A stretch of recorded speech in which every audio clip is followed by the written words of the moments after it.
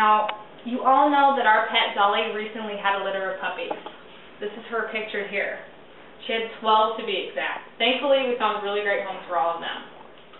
We met a lot of different people, and one couple was particularly interesting. The couples told us how neither one of them were currently working. They also told us how they wanted to breed the dog because they heard that breeding calms the female dog down. And they also told us that their landlord doesn't allow large breed pets in the home they were currently renting. Unfortunately, this applicant was rejected, and we did not sell puppies to her. But that would be something any responsible breeder would do. This leads us into our topic of discussion, spaying and neutering our pets. Now, I know that this subject may sound a little hypocritical, considering that I just had a litter, but I want to assure you that I am a strong advocate to spaying and neutering pets. I want to talk to you about the startling statistics of the endless amount of overpopulation in shelters, as well as talk to you about the all real possibilities, what happens when we don't spay and neuter our pets.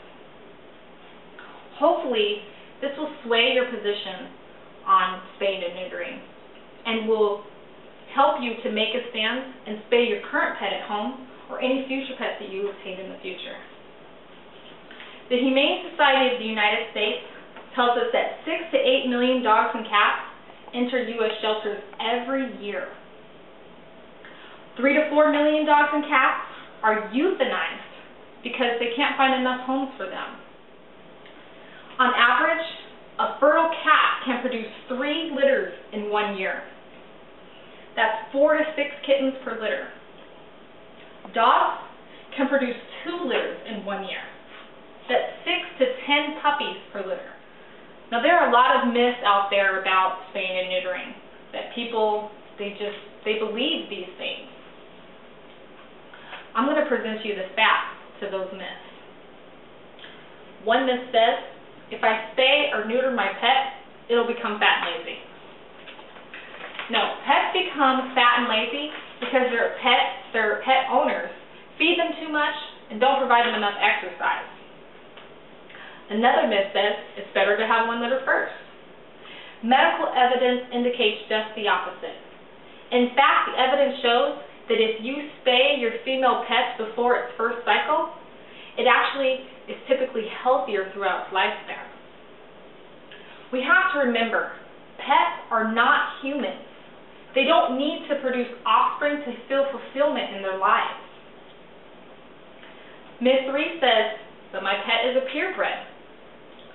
So is every 1 in 4 animals that enter U.S. shelters every year around the country.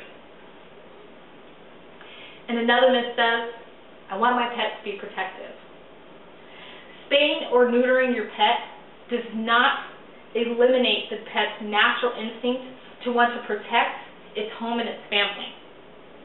A pet's personality is formed on genetics and its environment, not by its sex hormones. Spay USA provides us some great information on the benefits to the pets when we spay and neuter them. When we spay our female pets, they don't have heat cycles, therefore males won't be attracted. They're not going to be roaming around your household. And the risk of mammary gland tumors, ovarian and uterine cancer is reduced or even eliminated. When we neuter males, it reduces and eliminates the risk of spraying and marking. They have a less desire to roam, which means they're less likely to be in fights or in car accidents. And the risk of testicular cancer is eliminated. For both male and female, you reduce the number of unwanted pets, and you help them to live longer, healthier lives. Now let's look at the real possibilities of what happens when we don't spay and we don't neuter our pets. Most obvious is that the reproduction of more animals is inevitable. What's worse is that many times these animals are abandoned by their owners or they're lost. Abandoned and stray animals that survive in the streets and alleyways of cities and suburbs pose a health threat to humans and other animals. These homeless animals get into trash containers, defecate in public areas, and on private lawns. They anger citizens who have no understanding of their misery or their needs.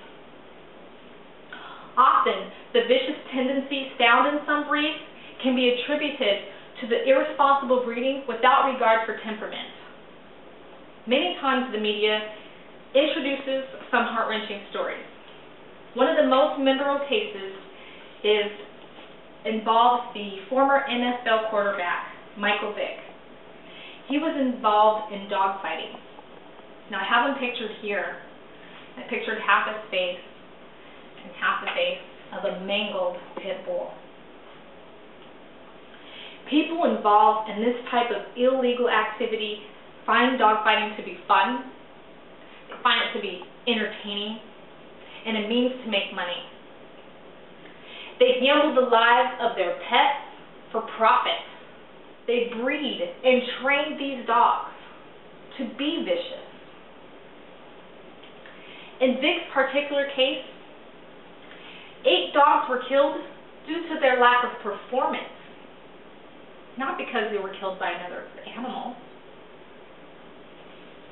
These animals were killed by hanging, by drowning,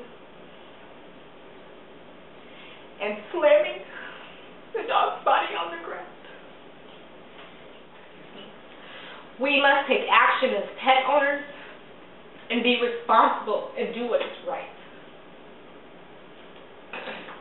We must spay and neuter our pets.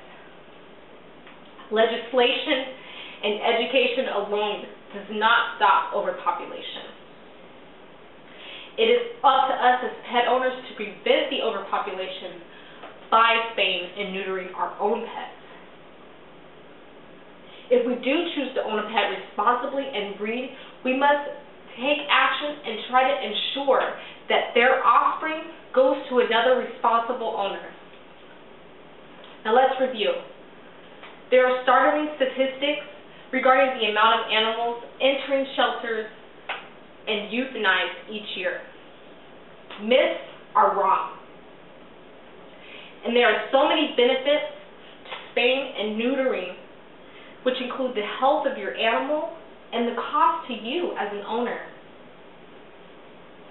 We know that when pets go unspayed and unneutered, the overpopulation of animals is inevitable. Lost, stolen, abandoned, and even animals that are used for other means is inhumane, and it's unhealthy and hazardous to them and for us. Finally, it's up to us as pet owners to take action and do the right thing by spaying and neutering our pets. If we choose not to, we must do everything in our power to ensure that their offspring goes to a great home.